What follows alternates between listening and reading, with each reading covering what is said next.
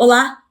O número de famílias endividadas no Brasil é o maior em 11 anos. Esse dado foi apontado na pesquisa da Confederação Nacional do Comércio de Bens, Serviços e Turismo. De acordo com o levantamento, cerca de 12 milhões de famílias brasileiras estão endividadas e esse número ainda está aumentando. A pesquisa mostra que em outubro, 74,6% das famílias possuíam dívidas a vencer nos próximos meses, com cheque pré-datado, cartão de crédito, cheque especial, carnê de loja ou crédito consignado. Em comparação com setembro, o endividamento familiar teve uma alta de 0,6%. Dessas famílias, mais de 25% disseram que já possuem contas em atraso, enquanto 10% afirmaram que não vão ter condições de pagar as dívidas. O cartão de crédito é o maior vilão entre os inadimplentes. Segundo a pesquisa da CNC, ele representa quase 85% de todas as dívidas dos brasileiros. E para falar sobre o assunto, eu conversei com o professor de economia da UFOP, Éder Carlos de Oliveira.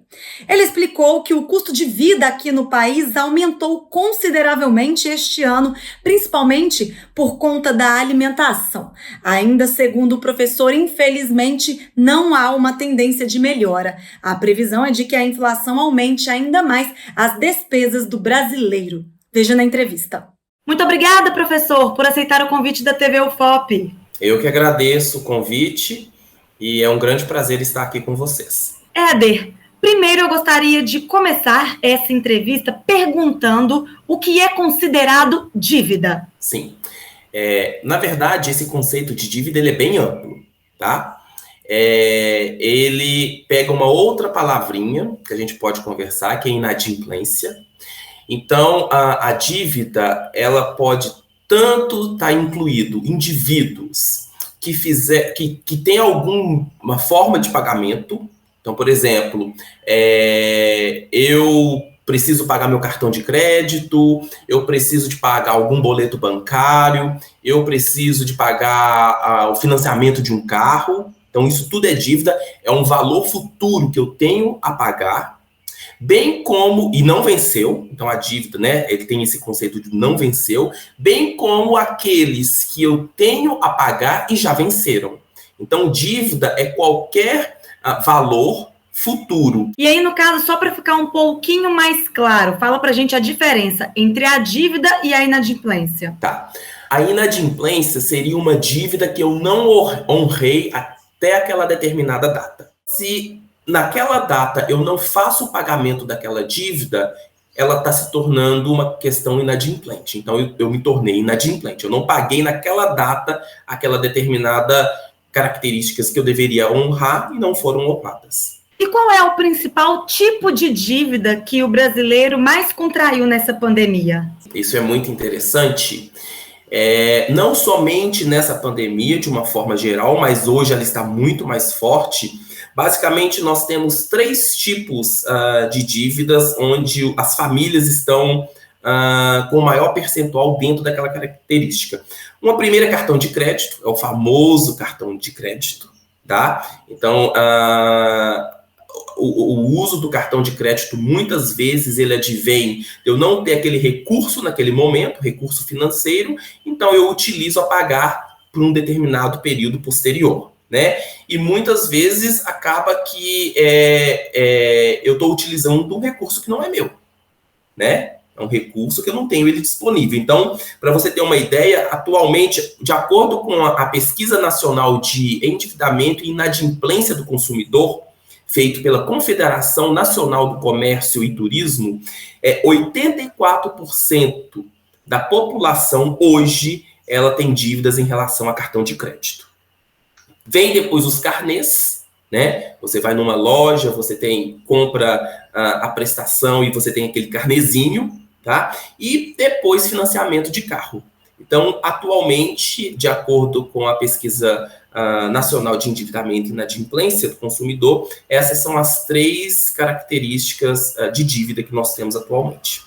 O país chegou ao fim do primeiro semestre com a maior proporção de famílias endividadas em mais de uma década. De que forma o orçamento das famílias tem sido prejudicado e por que as pessoas chegaram nesse nível de endividamento? Quando a gente tem uma dívida, parte do nosso recurso, né, fica comprometido. Então imagina que a gente tem uma renda de R$ 100. Se eu estou utilizando o meu cartão de crédito, se eu estou fazendo carnês, se eu tenho que pagar o empréstimo, o financiamento do carro, se eu tenho que pagar o financiamento da casa, ou seja, parte dessa minha renda, esse poder aquisitivo que eu tenho, vai ser prejudicado porque eu vou ter dívidas a ser honradas no futuro. Então, muito pouco desses R$ 100 vai sobrar para mim como recurso financeiro. Tá? Porque vai chegar no final do mês ou no início do mês, eu vou ter que honrar, por exemplo, todas essas dívidas que eu tenho. Então, quanto mais dívidas o indivíduo faz, menos daquele recurso financeiro que ele tem, por exemplo, o salário dele, ele pode contar naquele final do mês. E qual é o tempo médio que o brasileiro demora hoje para pagar as suas dívidas? De acordo com essa mesma pesquisa, né, nacional de endividamento e inadimplência do consumidor, atualmente, em média, o brasileiro está demorando 62 dias para pagar suas dívidas, né? Que é bastante, é muito. E o pior, o período acima de 90 dias, ele está se tornando cada vez mais crescente. E falando agora da economia do país, o custo de vida, ele vai aumentar ainda mais? Qual é a tendência? O custo de vida tem aumentado bastante, tá? De acordo com a pesquisa do IBGE, nos últimos 12 meses, o aumento do custo de vida foi, em média, 4,5%. A parte desse custo de vida que mais fez esse aumento, que mais proporcionou esse aumento, foi o grupo de alimentos e bebidas. Alimentos e bebidas teve um aumento nesses 12 últimos meses em torno de 14%. E a tendência é sim de que possa ter um aumento ainda maior desse custo de vida associado à inflação. Tá? A gente tem que pensar que aqui a gente tem duas questões. Uma é a pressão cambial, né? A nossa moeda, ela está desvalorizada em relação ao dólar, ela está desvalorizada em relação ao euro, então isso acaba beneficiando a gente exportar. Quando a gente produz e exporta mais, acaba ficando menos produto dentro da economia brasileira. Uma outra questão é que quando a gente tem essa relação cambial, né, o dólar valendo mais ou o euro valendo mais, a gente tem menos capacidade de importar produtos de outros países.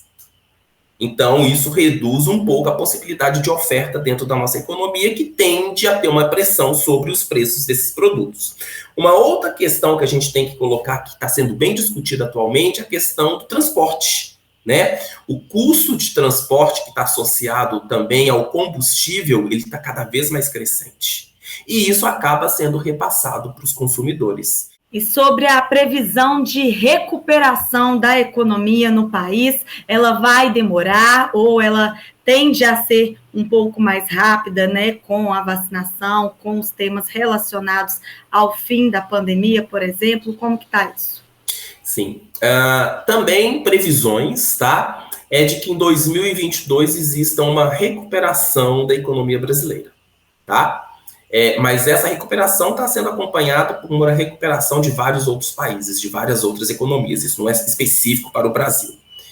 É muito importante colocar que uma recuperação de uma economia pós uma crise, no caso a gente está falando de uma crise sanitária, uma crise, né, gerada pelo Covid, ela também está condicionada às condições que esse país tem. Né? Qual que é o nível de infraestrutura que nós temos para gerar uma nova produção, né? Que política econômica que o país está adotando, né? Por exemplo, com relação à taxa de juros, com relação à política cambial. Qual é a qualificação dessa mão de obra para gerar de uma forma mais rápida, responder mais rapidamente à produção, à produtividade?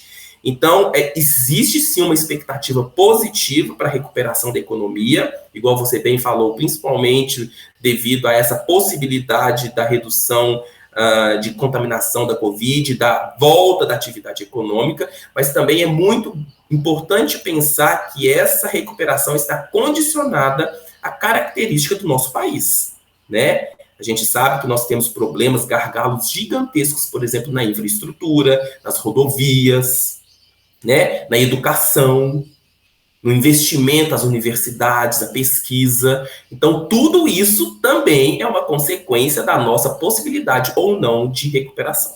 Professor, eu gostaria de finalizar pedindo 2 dicas para o senhor. Primeiro, qual a dica para as pessoas evitarem se endividar? E segundo, para quem já está endividado, como sair dessa situação? É algo bem complexo, né, pensar em todas essas questões, mas como a gente pode evitar entrar na dívida, né? Como a gente pode evitar esse endividamento?